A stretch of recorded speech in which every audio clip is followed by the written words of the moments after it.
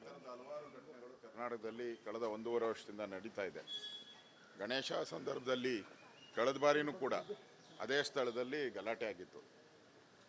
ಪೊಲೀಸರು ಏನು ಮುಂಜಾಗ್ರತೆ ತೆಗೆದುಕೊಳ್ಳದೆ ಮಸೀದಿಯಿಂದ ಲಾಂಗು ಮಚ್ಚು ಈ ಥರದ್ದೆಲ್ಲ ಎಸೆದು ಗಲಾಟೆ ಮಾಡಿ ಸಾರ್ವಜನಿಕರಿಗೆ ತೊಂದರೆ ಕೊಟ್ಟಿರೋದು, ಗಣಪತಿ ಉತ್ಸವಕ್ಕೆ ತೊಂದರೆ ಕೊಟ್ಟಿರೋದು ನೋಡಿದ್ರೆ ಈ ಸರ್ಕಾರ ಯಾರಿಗೆ ಓಲೈಸ್ತಾ ಇದೆ ಅನ್ನೋದು ಅರ್ಥನೇ ಆಗ್ತಾ ಇಲ್ಲ. ಮತ್ತು ಈಗ ಬಂಧಿಸಿರೋದ್ರಂಥದ್ದು ನೋಡ್ತಾ ಇದ್ದೀರಿ, ಎಲ್ಲ ಹಿಂದೂಗಳನ್ನೇ ಜಾಸ್ತಿ ಬಂಧಿಸಿದ್ದಾರೆ. ಗಲಾಟೆ ಮಾಡಿದವರು ಅವರು, ಆದರೆ ಬಂಧಿಸಿರೋದು ಹಿಂದೂಗಳನ್ನು ಬಂಧಿಸ್ತಾ ಇದ್ದಾರೆ. ಅದರಿಂದ ಇದು ನಿಜಕ್ಕೂ ಪರಮೇಶ್ವರ್ ಅಂತವರು ಗೃಹ ಮಂತ್ರಿಗಳಾಗಿದ್ದು ಸಣ್ಣ ಘಟನೆ ಅಂತ ಹೇಳಿದ್ರೆ ಅಂದರೆ ಅವ್ರಿಗೆ ಅದರ ಅರ್ಥ ಏನಂಗಾರೆ, ಅಂದರೆ ದೊಡ್ಡ ಗಲಭೆ ಆಗಬೇಕಾಯಿತು ಅಂತನಾ?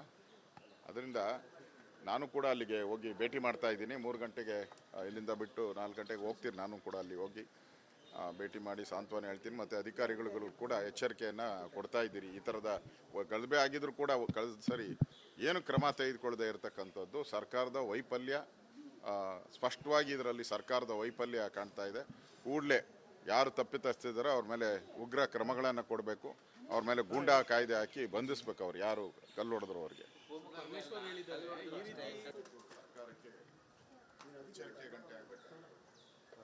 ಹಲವಾರು ಘಟನೆಗಳು ಕರ್ನಾಟಕದಲ್ಲಿ ಕಳೆದ 1.5 ವರ್ಷದಿಂದ ನಡೀತಾ ಇದೆ. ಗಣೇಶ ಸಂದರ್ಭದಲ್ಲಿ ಕಳೆದ ಬಾರಿನೂ ಕೂಡ ಅದೇ ಸ್ಥಳದಲ್ಲಿ ಗಲಾಟೆ ಆಗಿತ್ತು.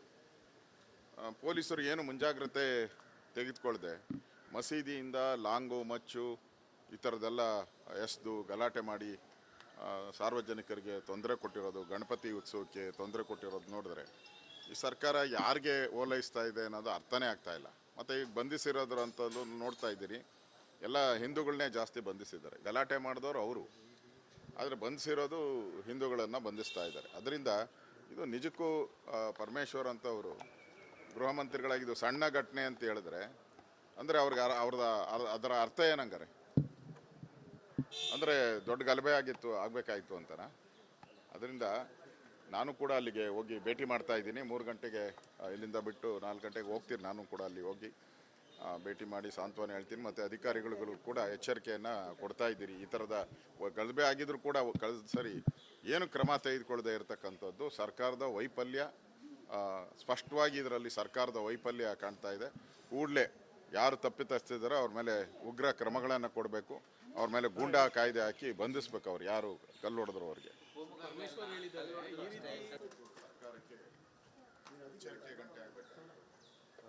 ಹಲವಾರು ಘಟನೆಗಳು ಕರ್ನಾಟಕದಲ್ಲಿ ಕಳೆದ 1.5 ವರ್ಷದಿಂದ ನಡೀತಾ ಇದೆ. ಗಣೇಶ ಸಂದರ್ಭದಲ್ಲಿ ಕಳೆದ ಬಾರಿನೂ ಕೂಡ ಅದೇ ಸ್ಥಳದಲ್ಲಿ ಗಲಾಟೆ ಆಗಿತ್ತು. ಪೊಲೀಸರು ಏನು ಮುಂಜಾಗ್ರತೆ ತೆಗೆದುಕೊಳ್ಳದೆ ಮಸೀದಿಯಿಂದ ಲಾಂಗು ಮಚ್ಚು ಈ ಥರದ್ದೆಲ್ಲ ಎಸೆದು ಗಲಾಟೆ ಮಾಡಿ ಸಾರ್ವಜನಿಕರಿಗೆ ತೊಂದರೆ ಕೊಟ್ಟಿರೋದು, ಗಣಪತಿ ಉತ್ಸವಕ್ಕೆ ತೊಂದರೆ ಕೊಟ್ಟಿರೋದು ನೋಡಿದ್ರೆ ಈ ಸರ್ಕಾರ ಯಾರಿಗೆ ಓಲೈಸ್ತಾ ಇದೆ ಅನ್ನೋದು ಅರ್ಥನೇ ಆಗ್ತಾ ಇಲ್ಲ. ಮತ್ತು ಈಗ ಬಂಧಿಸಿರೋದ್ರಂಥದ್ದು ನೋಡ್ತಾ ಇದ್ದೀರಿ, ಎಲ್ಲ ಹಿಂದೂಗಳನ್ನೇ ಜಾಸ್ತಿ ಬಂಧಿಸಿದ್ದಾರೆ. ಗಲಾಟೆ ಮಾಡಿದವರು ಅವರು, ಆದರೆ ಬಂಧಿಸಿರೋದು ಹಿಂದೂಗಳನ್ನು ಬಂಧಿಸ್ತಾ ಇದ್ದಾರೆ. ಅದರಿಂದ ಇದು ನಿಜಕ್ಕೂ ಪರಮೇಶ್ವರ್ ಅಂತವರು ಗೃಹ ಮಂತ್ರಿಗಳಾಗಿದ್ದು ಸಣ್ಣ ಘಟನೆ ಅಂತ ಹೇಳಿದ್ರೆ ಅಂದರೆ ಅವ್ರಿಗೆ ಅದರ ಅರ್ಥ ಏನಂಗಾರೆ, ಅಂದರೆ ದೊಡ್ಡ ಗಲಭೆ ಆಗಬೇಕಾಯಿತು ಅಂತನಾ? ಅದರಿಂದ ನಾನು ಕೂಡ ಅಲ್ಲಿಗೆ ಹೋಗಿ ಭೇಟಿ ಮಾಡ್ತಾ ಇದ್ದೀನಿ. 3 ಗಂಟೆಗೆ ಇಲ್ಲಿಂದ ಬಿಟ್ಟು 4 ಗಂಟೆಗೆ ಹೋಗ್ತೀನಿ. ನಾನು ಕೂಡ ಅಲ್ಲಿ ಹೋಗಿ ಭೇಟಿ ಮಾಡಿ ಸಾಂತ್ವನ ಹೇಳ್ತೀನಿ. ಮತ್ತು ಅಧಿಕಾರಿಗಳಿಗೂ ಕೂಡ ಎಚ್ಚರಿಕೆಯನ್ನು ಕೊಡ್ತಾ ಇದ್ದೀರಿ. ಈ ಥರದ ಗಲಭೆ ಆಗಿದ್ರು ಕೂಡ ಕಳೆದ ಸರಿ ಏನು ಕ್ರಮ ತೆಗೆದುಕೊಳ್ಳದೆ ಇರತಕ್ಕಂಥದ್ದು ಸರ್ಕಾರದ ವೈಫಲ್ಯ. ಸ್ಪಷ್ಟವಾಗಿ ಇದರಲ್ಲಿ ಸರ್ಕಾರದ ವೈಫಲ್ಯ ಕಾಣ್ತಾ ಇದೆ. ಕೂಡಲೇ ಯಾರು ತಪ್ಪಿತಸ್ಥಿದ್ದಾರೋ ಅವ್ರ ಮೇಲೆ ಉಗ್ರ ಕ್ರಮಗಳನ್ನು ಕೊಡಬೇಕು. ಅವ್ರ ಮೇಲೆ ಗೂಂಡಾ ಕಾಯ್ದೆ ಹಾಕಿ ಬಂಧಿಸ್ಬೇಕು. ಅವ್ರು ಯಾರು ಕಲ್ಲು ಹೊಡೆದ್ರು ಅವ್ರಿಗೆ.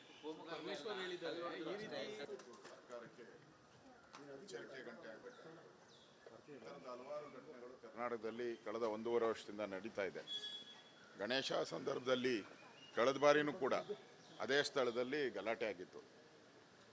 ಪೊಲೀಸರು ಏನು ಮುಂಜಾಗ್ರತೆ ತೆಗೆದುಕೊಳ್ಳದೆ ಮಸೀದಿಯಿಂದ ಲಾಂಗು ಮಚ್ಚು ಈ ಥರದ್ದೆಲ್ಲ ಎಸೆದು ಗಲಾಟೆ ಮಾಡಿ ಸಾರ್ವಜನಿಕರಿಗೆ ತೊಂದರೆ ಕೊಟ್ಟಿರೋದು, ಗಣಪತಿ ಉತ್ಸವಕ್ಕೆ ತೊಂದರೆ ಕೊಟ್ಟಿರೋದು ನೋಡಿದ್ರೆ ಈ ಸರ್ಕಾರ ಯಾರಿಗೆ ಓಲೈಸ್ತಾ ಇದೆ ಅನ್ನೋದು ಅರ್ಥನೇ ಆಗ್ತಾ ಇಲ್ಲ. ಮತ್ತು ಈಗ ಬಂಧಿಸಿರೋದ್ರಂಥದ್ದು ನೋಡ್ತಾ ಇದ್ದೀರಿ, ಎಲ್ಲ ಹಿಂದೂಗಳನ್ನೇ ಜಾಸ್ತಿ ಬಂಧಿಸಿದ್ದಾರೆ. ಗಲಾಟೆ ಮಾಡಿದವರು ಅವರು, ಆದರೆ ಬಂಧಿಸಿರೋದು ಹಿಂದೂಗಳನ್ನು ಬಂಧಿಸ್ತಾ ಇದ್ದಾರೆ. ಅದರಿಂದ ಇದು ನಿಜಕ್ಕೂ ಪರಮೇಶ್ವರ್ ಅಂತವರು ಗೃಹ ಮಂತ್ರಿಗಳಾಗಿದ್ದು ಸಣ್ಣ ಘಟನೆ ಅಂತ ಹೇಳಿದ್ರೆ ಅಂದರೆ ಅವ್ರಿಗೆ ಅದರ ಅರ್ಥ ಏನಂಗಾರೆ ಅಂದರೆ ದೊಡ್ಡ ಗಲಭೆ ಆಗಬೇಕಾಯಿತು ಅಂತನ.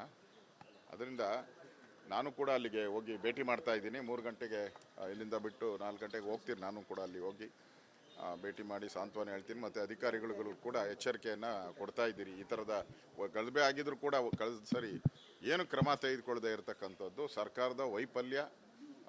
ಸ್ಪಷ್ಟವಾಗಿ ಇದರಲ್ಲಿ ಸರ್ಕಾರದ ವೈಫಲ್ಯ ಕಾಣ್ತಾ ಇದೆ. ಕೂಡಲೇ ಯಾರು ತಪ್ಪಿತಸ್ಥಿದಾರೋ ಅವ್ರ ಮೇಲೆ ಉಗ್ರ ಕ್ರಮಗಳನ್ನು ಕೊಡಬೇಕು. ಅವ್ರ ಮೇಲೆ ಗೂಂಡಾ ಕಾಯ್ದೆ ಹಾಕಿ ಬಂಧಿಸ್ಬೇಕು. ಅವ್ರು ಯಾರು ಕಲ್ಲು ಹೊಡೆದ್ರು ಅವ್ರಿಗೆ.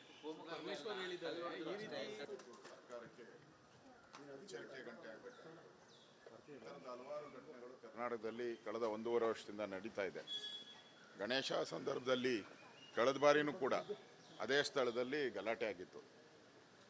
ಪೊಲೀಸರು ಏನು ಮುಂಜಾಗ್ರತೆ ತೆಗೆದುಕೊಳ್ಳದೆ ಮಸೀದಿಯಿಂದ ಲಾಂಗು ಮಚ್ಚು ಈ ಥರದ್ದೆಲ್ಲ ಎಸ್ದು ಗಲಾಟೆ ಮಾಡಿ ಸಾರ್ವಜನಿಕರಿಗೆ ತೊಂದರೆ ಕೊಟ್ಟಿರೋದು, ಗಣಪತಿ ಉತ್ಸವಕ್ಕೆ ತೊಂದರೆ ಕೊಟ್ಟಿರೋದು ನೋಡಿದ್ರೆ ಈ ಸರ್ಕಾರ ಯಾರಿಗೆ ಓಲೈಸ್ತಾ ಇದೆ ಅನ್ನೋದು ಅರ್ಥನೇ ಆಗ್ತಾ ಇಲ್ಲ. ಮತ್ತು ಈಗ ಬಂಧಿಸಿರೋದ್ರ ಅಂತಲೂ ನೋಡ್ತಾ ಇದ್ದೀರಿ, ಎಲ್ಲ ಹಿಂದೂಗಳನ್ನೇ ಜಾಸ್ತಿ ಬಂಧಿಸಿದ್ದಾರೆ. ಗಲಾಟೆ ಮಾಡಿದವರು ಅವರು, ಆದರೆ ಬಂಧಿಸಿರೋದು ಹಿಂದೂಗಳನ್ನು ಬಂಧಿಸ್ತಾ ಇದ್ದಾರೆ. ಅದರಿಂದ ಇದು ನಿಜಕ್ಕೂ ಪರಮೇಶ್ವರ್ ಅಂತವರು ಗೃಹ ಮಂತ್ರಿಗಳಾಗಿದ್ದು ಸಣ್ಣ ಘಟನೆ ಅಂತ ಹೇಳಿದ್ರೆ ಅಂದರೆ ಅವ್ರಿಗೆ ಅದರ ಅರ್ಥ ಏನಂಗಾರೆ ಅಂದರೆ ದೊಡ್ಡ ಗಲಭೆ ಆಗಬೇಕಾಯಿತು ಅಂತನ.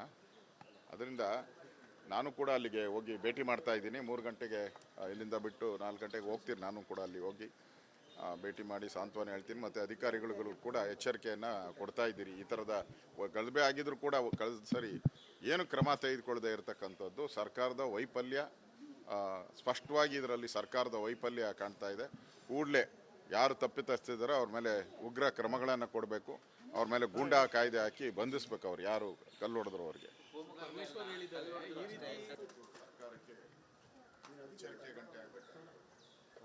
ಹಲವಾರು ಘಟನೆಗಳು ಕರ್ನಾಟಕದಲ್ಲಿ ಕಳೆದ 1.5 ವರ್ಷದಿಂದ ನಡೀತಾ ಇದೆ. ಗಣೇಶ ಸಂದರ್ಭದಲ್ಲಿ ಕಳೆದ ಬಾರಿನೂ ಕೂಡ ಅದೇ ಸ್ಥಳದಲ್ಲಿ ಗಲಾಟೆ ಆಗಿತ್ತು. ಪೊಲೀಸರು ಏನು ಮುಂಜಾಗ್ರತೆ ತೆಗೆದುಕೊಳ್ಳದೆ ಮಸೀದಿಯಿಂದ ಲಾಂಗು ಮಚ್ಚು ಈ ಥರದ್ದೆಲ್ಲ ಎಸ್ದು ಗಲಾಟೆ ಮಾಡಿ ಸಾರ್ವಜನಿಕರಿಗೆ ತೊಂದರೆ ಕೊಟ್ಟಿರೋದು, ಗಣಪತಿ ಉತ್ಸವಕ್ಕೆ ತೊಂದರೆ ಕೊಟ್ಟಿರೋದು ನೋಡಿದ್ರೆ ಈ ಸರ್ಕಾರ ಯಾರಿಗೆ ಓಲೈಸ್ತಾ ಇದೆ ಅನ್ನೋದು ಅರ್ಥನೇ ಆಗ್ತಾ ಇಲ್ಲ. ಮತ್ತು ಈಗ ಬಂಧಿಸಿರೋದ್ರ ಅಂತಲೂ ನೋಡ್ತಾ ಇದ್ದೀರಿ, ಎಲ್ಲ ಹಿಂದೂಗಳನ್ನೇ ಜಾಸ್ತಿ ಬಂಧಿಸಿದ್ದಾರೆ. ಗಲಾಟೆ ಮಾಡಿದವರು ಅವರು, ಆದರೆ ಬಂಧಿಸಿರೋದು ಹಿಂದೂಗಳನ್ನು ಬಂಧಿಸ್ತಾ ಇದ್ದಾರೆ. ಅದರಿಂದ ಇದು ನಿಜಕ್ಕೂ ಪರಮೇಶ್ವರ್ ಅಂತವರು ಗೃಹ ಮಂತ್ರಿಗಳಾಗಿದ್ದು ಸಣ್ಣ ಘಟನೆ ಅಂತ ಹೇಳಿದ್ರೆ ಅಂದರೆ ಅವ್ರಿಗೆ ಅದರ ಅರ್ಥ ಏನಂಗಾರೆ ಅಂದರೆ ದೊಡ್ಡ ಗಲಭೆ ಆಗಬೇಕಾಯಿತು ಅಂತನ. ಅದರಿಂದ ನಾನು ಕೂಡ ಅಲ್ಲಿಗೆ ಹೋಗಿ ಭೇಟಿ ಮಾಡ್ತಾ ಇದ್ದೀನಿ. 3 ಗಂಟೆಗೆ ಇಲ್ಲಿಂದ ಬಿಟ್ಟು 4 ಗಂಟೆಗೆ ಹೋಗ್ತೀನಿ. ನಾನು ಕೂಡ ಅಲ್ಲಿ ಹೋಗಿ ಭೇಟಿ ಮಾಡಿ ಸಾಂತ್ವನ ಹೇಳ್ತೀನಿ. ಮತ್ತು ಅಧಿಕಾರಿಗಳಿಗೂ ಕೂಡ ಎಚ್ಚರಿಕೆಯನ್ನು ಕೊಡ್ತಾ ಇದ್ದೀರಿ. ಈ ಥರದ ಗಲಭೆ ಆಗಿದ್ರು ಕೂಡ ಕಳೆದ ಸರಿ ಏನು ಕ್ರಮ ತೆಗೆದುಕೊಳ್ಳದೆ ಇರತಕ್ಕಂಥದ್ದು ಸರ್ಕಾರದ ವೈಫಲ್ಯ. ಸ್ಪಷ್ಟವಾಗಿ ಇದರಲ್ಲಿ ಸರ್ಕಾರದ ವೈಫಲ್ಯ ಕಾಣ್ತಾ ಇದೆ. ಕೂಡಲೇ ಯಾರು ತಪ್ಪಿತಸ್ಥಿದಾರೋ ಅವ್ರ ಮೇಲೆ ಉಗ್ರ ಕ್ರಮಗಳನ್ನು ಕೊಡಬೇಕು. ಅವ್ರ ಮೇಲೆ ಗೂಂಡಾ ಕಾಯ್ದೆ ಹಾಕಿ ಬಂಧಿಸ್ಬೇಕು. ಅವ್ರು ಯಾರು ಕಲ್ಲು ಹೊಡೆದ್ರು ಅವ್ರಿಗೆ.